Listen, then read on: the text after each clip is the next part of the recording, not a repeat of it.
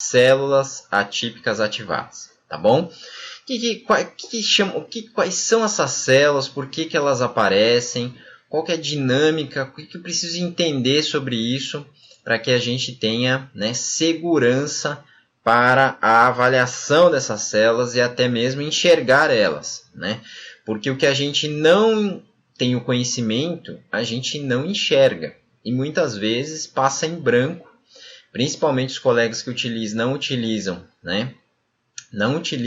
os métodos de sedimentação para avaliação das celularidades, né? Doutora Cláudia, doutora Cida, doutora Giovana, bom?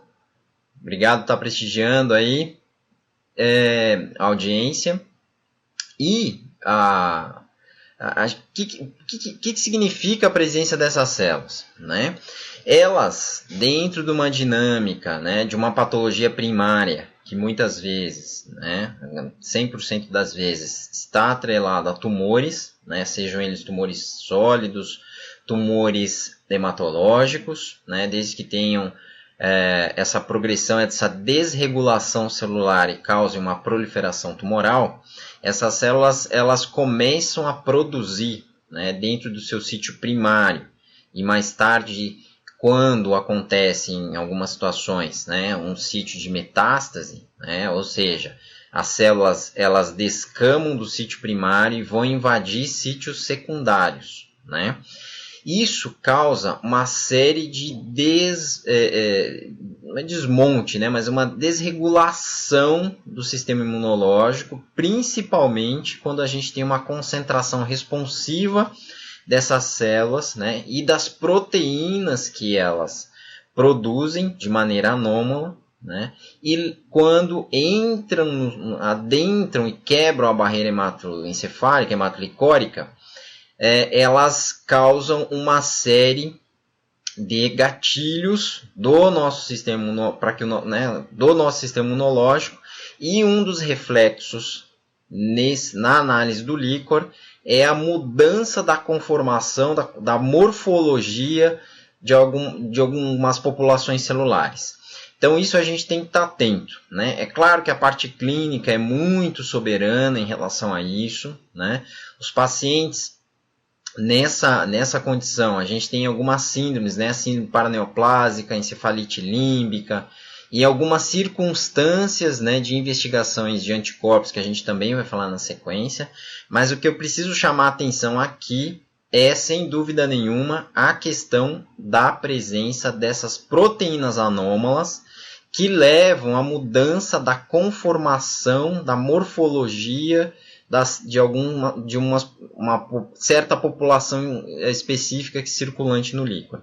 Isso faz com que as células fiquem bastante atípicas, né, por conta dessa ativação, e essa ativação, reforçando, é necessário uma concentração responsiva suficiente para, né, fazer com que isso aconteça, da mesma maneira que a gente tem nos quadros por gatilhos infecciosos. Tá? Então, no momento que essas proteínas anômalas elas invadem, né, o sistema nervoso central, sejam elas lá quando tem a troca sangue-líquor, né, sejam elas lá quando tem a presença de implantes dessas células quando a gente tem estágios de metástase, isso faz com que sinais e sintomas apareçam. Tá? Sinais e sintomas em relação ao sistema nervoso central e em relação ao sistema nervoso periférico. Tá? E a partir daí, o oncologista, o hematologista, o neurologista, ele já tem toda uma pista investigativa para tentar entender o que está acontecendo. E nós, licrologistas laboratoriais, a gente tem condições de apoiar em algumas frentes investigativas. Tá? E por que é importante a gente ter esse conhecimento? Justamente para não confundir a avaliação das células. Então, nós sabemos que em condições normais, as populações linfomonocitárias, tá? Onde a gente tem a presença de linfócitos em monócitos em condições normais, circulantes no líquor, no momento que essas proteínas anômalas invadem e elas têm uma concentração responsiva suficiente para fazer todo o engajamento do sistema imunológico, principalmente a resposta celular, essas células, no momento que elas entram em contato com essas proteínas, né, e elas vão lá apresentar o antígeno para o nosso sistema humoral, isso faz com que nós tenhamos uma mudança na conformação e na morfologia dessas células. Elas realmente, vamos dizer assim, elas tomam um susto morfológico, vamos colocar assim, porque a sua morfologia ela se altera completamente. E nesse momento, né, começamos, dependendo da concentração responsiva suficiente para desencadear esse processo de uma maneira sistemática, faz com que a gente tenha os sinais e sintomas. Então, no momento que tem os sinais e sintomas, o paciente vai e busca auxílio com o seu médico, com o neurologista, hematologista, oncologista, ele já mais ou menos pré-antecipa as possibilidades, solicita os exames de imagem, né?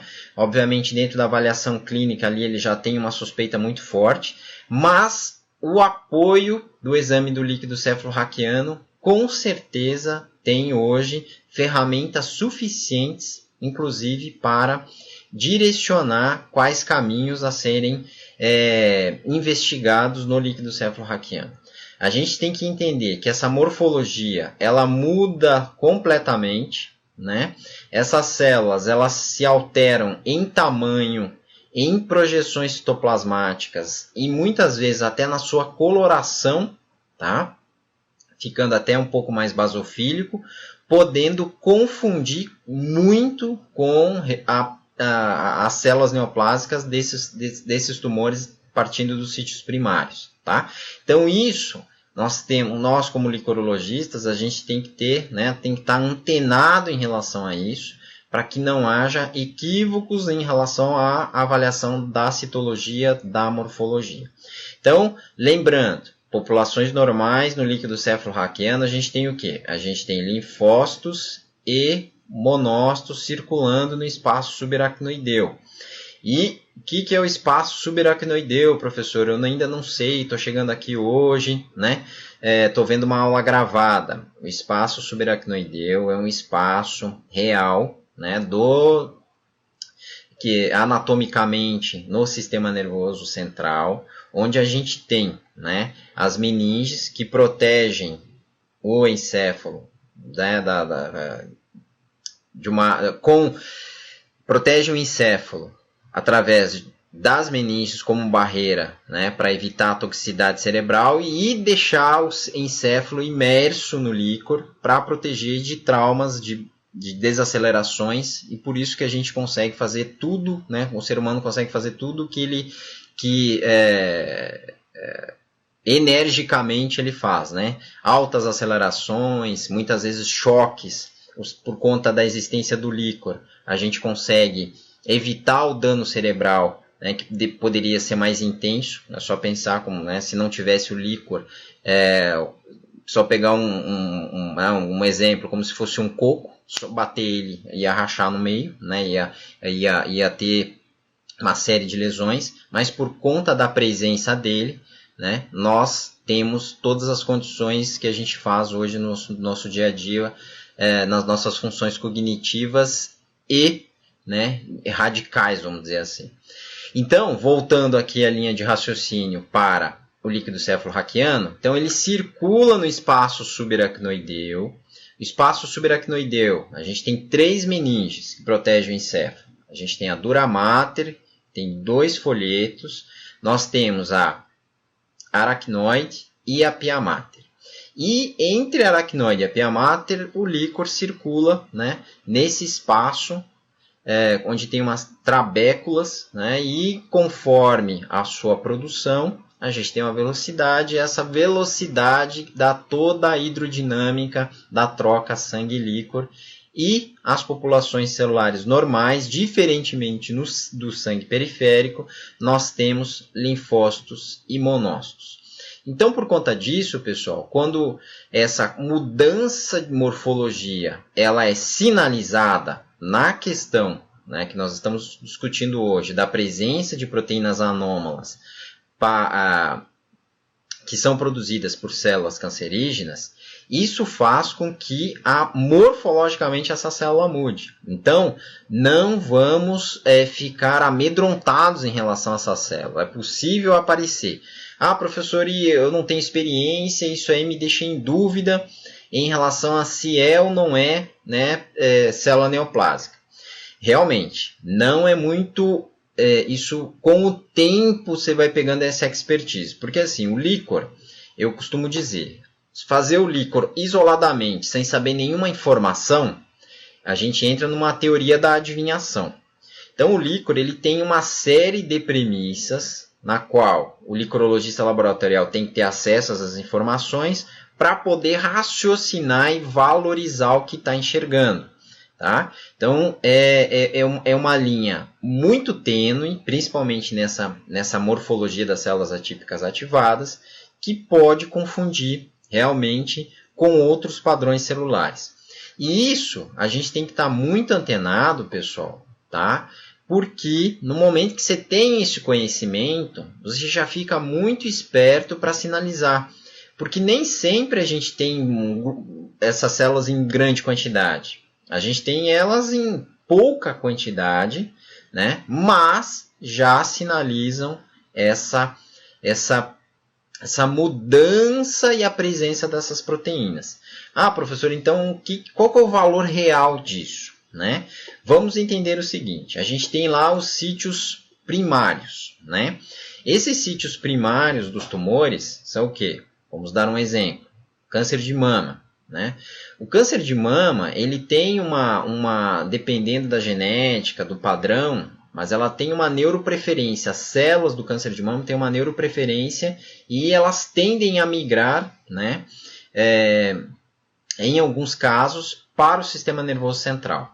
Sejam elas as células ou essas proteínas, tá? Porque elas são produzidas e elas circulam, né, em todo o nosso organismo. Então, por conta disso, o que acontece? No momento que você já tem a sinalização da presença da célula atípica ativada, tem 3 caminhos para apoiar o diagnóstico, certo? O primeiro que você vai pensar, nossa, professor, então a citologia oncótica é um dos caminhos? Sim, porque no momento que tem a presença da célula atípica ativada, há uma chance, né, de nós termos implantes no sistema nervoso central produzindo, né, se multiplicando dessas células metastáticas que produzem essas proteínas e estão fazendo que a concentração responsiva dessas proteínas partam, né, deem um start no gatilho imunológico, e a primeira, dentro do líquido cefalorraquiano, claro que nós temos uma série, né, é a resposta celular. Então, trazendo para o campo da celularidade, isso é uma pista, né? Porque lá na frente, ou daqui a um tempo, se a paciente repuncionar ou fizer punções repetidas para buscar realmente a presença da célula neoplásica circulante, isso vai fazer com que fidelize o diagnóstico e você já sinaliza antecipadamente, batendo com os sinais e sintomas e com a clínica do paciente. Outro ponto importante é que também a gente pode seguir um caminho da investigação de painéis paraneoplásicos. Ah, professor, o que são isso? São painéis de autoanticorpos que já sabidamente, né, com aplicabilidade, já se sabe que determinados tipos de células cancerígenas reagem a determinados tipos de autoanticorpos dentro do painel paraneoplásico, e esse painel, quando utilizado, ele tem, né, uma assertividade em relação ao padrão, né, conforme o padrão das células que estão produzindo essas proteínas anômalas. Isso vale para tumores não hematológicos como hematológicos que infiltram o sistema nervoso central, sendo eles com implantes de metástase ou não. Tá bom? Outro caminho importante que vem crescendo muito como apoio de diagnóstico é a utilização dos marcadores tumorais. Então, no momento que você tem lá a doença de base do paciente, ele começa a ter os sintomas, né? E quais são os sintomas, professor? Você não comentou. Geralmente quadros de encefalite, né? E perda motora, tá? Seja de membros inferiores ou membros superiores. Geralmente isso. O que é isso, professor? Aí que tem uma questão de marcha, de força, ou seja, o paciente ele perde a capacidade de movimentar, de ter força nos membros ou de andar, né? E isso tem uma sinalização já em relação ao sistema nervoso periférico. Então tem que entender o que está acontecendo com o sistema nervoso periférico, que as respostas que levam a gente ter força, movimentação e a marcha, até mesmo equilíbrio, partem, né, obviamente, do sistema nervoso central para o sistema nervoso periférico. Então a gente tem que entender o caminho reverso, o que está acontecendo. E aonde que entram os marcadores tumorais aqui, pessoal? Os marcadores tumorais, eles têm hoje, a gente tem uma gama, né, de marcadores, né? No caso do exemplo que a gente está dando aqui, o CA15.3.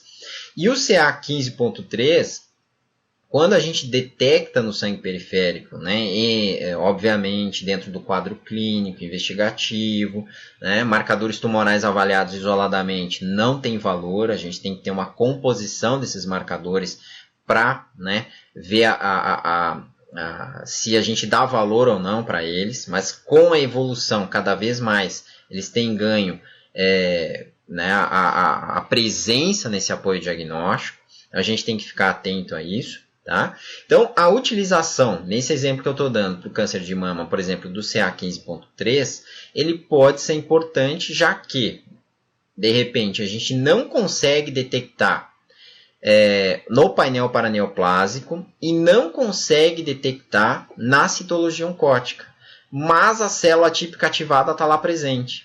Então, o marcador tumoral, quando dosado no líquor e utilizando as regras do Dr. Heiber, os Heibergramas, onde a gente consegue balizar com sensibilidade a quebra de barreira e a síntese intratecal desses marcadores, assim como a gente faz com as classes dos anticorpos, IgG, IgA e IgM, isso pode auxiliar a fidelizar a presença da célula típica ativada, e por isso que ela está com aquela conformação, com aquela morfologia. E em alguns casos, e eu já peguei alguns casos nessa linha de raciocínio, eu não detectei o paraneoplásico, não detectei a histologia oncótica, mas eu detectei o marcador tumoral batendo com a presença da célula típica ativada. Então, o paciente, o médico, já tem uma conduta em relação a essa investigação diagnóstica, e isso faz com que a valorização da citologia ela seja muito importante, tá? Porque o que a gente não tem o conhecimento, a gente não enxerga. Né? A gente teve uma aula ontem à noite no YouTube, né? E depois, na sequência, um aluno mandou uma mensagem para nós. Nossa, professor, mas como que a gente tem essa mudança de comportamento para entender determinadas patologias? Né? Como que a gente tem essa mudança de comportamento e como que a gente faz para entrar no apoio realmente do diagnóstico multidisciplinar? Percebam, o licorologista laboratorial, para ter sucesso, ele tem que ter uma atitude. Qual que é a atitude? Sempre proativo. Ah, professor, mas eu sou proativo no laboratório, eu sinalizo, eu falo. Ok, mas a atitude com conhecimento e a aplicação em licorologia é que faz com que você vire referência. Né? Então, você vê esse padrão celular. Você já imediatamente você já discute com o médico. Você já tem que saber por que o líquor chega. Né? Qual que é o motivo. E aí você começa a enxergar o detalhe. O líquor, dentro desse raciocínio da aula de hoje, a citologia, ele tem alguns detalhes e nuances que às vezes uma ou duas células que você enxerga, que mostram um caminho totalmente diferente da indicação clínica. Então, pessoal, aqui fica a dica em relação às células atípicas ativadas.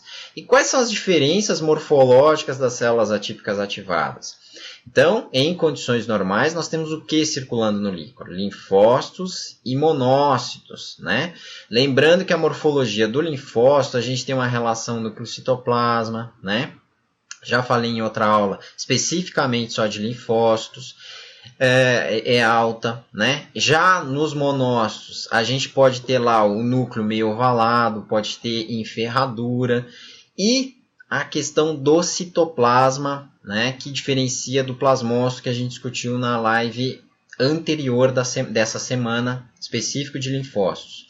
Já a célula típica ativada, né, ela tem um comportamento de projeções, ela é maior, né, e ela chama atenção na sua mudança morfológica, que realmente pode confundir até com uma célula neoplásica, dependendo, porque tanto o citoplasma como o núcleo morfologicamente mudam. Ah, professor, e como que eu consigo ver isso? Esses padrões, né, principalmente células atípicas ativadas, quem não utiliza, né, as técnicas de sedimentação com o auxílio depois de uma câmara de Sulta ou uma citocentrífuga, isso fica muito difícil de visualizar, muito difícil mesmo, tá? E ainda mais se você utiliza corante panótico, aí realmente não tem nenhuma condição de visualização. Tem que ficar atentos a isso, pessoal. Por quê? Porque dentro do raciocínio da licorologia laboratorial, a gente, dentro dessa profissionalização, nós temos que ter a consciência que o líquor, o apoio licórico no raciocínio de bancada, né, do que você está avaliando lá no microscópio, do que você está avaliando lá na parte da bioquímica, da parte da imunologia, tudo isso são os detalhes que fazem a diferença. Tá? Ah, professor, mas isso eu nunca vi na graduação, né? Realmente, isso aqui não é ensinado em nenhuma graduação. Você vai, com o tempo, se especializando e aprendendo isso, tá? Outro ponto muito importante da licorologia é o que eu falei anteriormente, a atitude de querer realmente fazer um trabalho bem feito. Ah, professor, mas eu tenho dificuldade, câmara de, né, não tenho câmara de fluxo aqui, não tenho Sulta, não tenho citocentrífugo. Veja, eu já falei em outros momentos, né? Trabalhando o líquor como outros líquidos, né, e fazendo trivial, você não vai conseguir fazer a diferença, né, de muitos pacientes. E esses pacientes, quando sinalizados de uma maneira, né, avançada, profissional, muda a vida deles, né? Isso é um diagnóstico precoce, é uma antecipação de raciocínio que muitas vezes o médico nem estava esperando, e isso faz com que nós tenhamos toda a mudança, né, em relação a essa vida desse paciente. Então, um simples detalhe na citologia, que o exemplo que eu estou trazendo aqui para vocês hoje, que é a célula típica ativada, tá? Isso faz com que alguns caminhos sejam alterados para a investigação diagnóstica. Então, gente, essa cultura licórica do trivial, e por isso que de uma maneira mais intensa agora a gente está aqui no canal batendo, é para mudar culturalmente a questão do líquor no Brasil, né? Realmente para fazer uma mudança. Né? Parar de pensar só linfomono polimorfo, parar em relação a alguns paradigmas, né? Que neutrófilo é bactéria, linfócito é vírus, tudo isso, pessoal, no momento que você vai atuar profissionalmente com líquor, isso vai totalmente por água abaixo. Eu já publiquei diversos vídeos no canal em relação a isso, eu sou muito crítico nesse sentido, né? E aqui hoje, na avaliação da célula típica ativada, fica mais um exemplo em relação a isso, tá? Quem está chegando agora, pessoal, eu quero reforçar aqui, esse vídeo, na sequência, ele vai ser postado no IGTV, tá? Para fazer o resumo da aula de hoje, então, células atípicas ativadas. Quando que elas aparecem? Né? Elas aparecem no momento que nós temos a produção de proteínas anômalas, sejam elas no sítio primário desse tumor, ou em sítios secundários, já em processos metastáticos, que implantam no cinema central, e ali essas células produzem essas proteínas, o nosso organismo, né, no nosso sistema imunológico, quando tem uma quantidade suficiente, uma concentração responsiva, que é o termo correto, um dos primeiros gatilhos a serem acionados é a da resposta celular. Então, no momento que vem essa população nessa resposta celular contra essa proteína, no momento que acontece esse contato, a mudança conformacional de morfologia das populações linfomonocitárias sinalizam essa dinâmica, né? E tudo isso está correlacionado ao quê? Obviamente está correlacionado à clínica, porque quem faz líquor só na bancada, sem ter todo o conhecimento do porquê que o líquor está chegando, do porquê que é feita a punção, o local da punção, né? Tem exame de imagem, tem alguma sinalização, fica adivinhando ali e nunca vai conseguir raciocinar profissionalmente com líquor. Então tem que mudar isso aí também, pessoal. Nós não podemos, quem está no laboratório no dia a dia, tem que parar de ficar adivinhando o líquor, né, só quando ele chega, tá bom? Então tem que ter toda uma dinâmica e estrutura de fluxo no laboratório. E isso é fundamental para trabalhar profissionalmente com líquor. Então, meu pessoal aqui já está falando que eu já estou quase no tempo. Então, o que eu queria deixar de mensagem aqui? Dúvidas, sugestões no canal, contato@academiadolicor.com.br. Se não esqueçam que nós temos um e-book disponível, né? Tem lá na bio do Instagram, no Instagram, em algum momento ali tem lá para acessar o e-book, ou se não conseguir, é só acessar direto o site, deixa o seu e-mail cadastrado, né? E aí a gente vai também, né? Você vai ficar apto para receber as nossas newsletters semanais que a gente envia para todos os colegas que deixaram o e-mail cadastrado. O que elas são? Elas são artigos que eu leio e compartilho informações relevantes da parte de apoio diagnóstico em líquor. E isso tá, né? A gente tem muitas publicações. Todo dia a gente tem alguma novidade sinalizando alguma pista. E lembrando que o líquor é uma charada, é um quebra-cabeça, é um conjunto de informações da análise do líquor que a gente raciocina para apoiar o diagnóstico. Tá? Mais uma vez eu quero agradecer a audiência de todos os colegas, né, que estão nos mandando mensagens, direct, compartilhando casos clínicos, dúvidas. Isso é muito importante. A ideia é levar a licorologia profissional muito à frente, né, quebrar essa cultura do Brasil em relação a isso.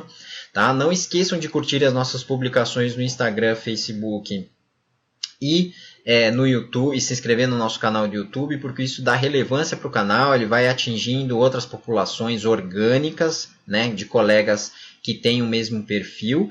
E semana que vem, mais uma vez, continuamos com essas lives aqui, 9h47 no Instagram, segundas, quartas e sextas, né? Terças-feiras, 19h30 no Instagram e quintas-feiras a programação 19h30 no YouTube. Pode ser que tenha semana que mude um pouquinho isso por conta dos alunos que a gente tem da Masterclass em Licorologia Laboratorial, que a gente tem aula ao vivo com todos dentro do projeto da Masterclass, quem está fazendo o aprimoramento. Tá? E isso, pessoal, é importante porque a gente vai melhorando a qualidade da análise do nosso líquor para a nossa sociedade, tá bom? Quero agradecer mais uma vez a todos, muito obrigado, tá? Dúvidas, perguntem, mandem e a gente está aberto a isso. Então, até a próxima. Um abração, tchau, tchau.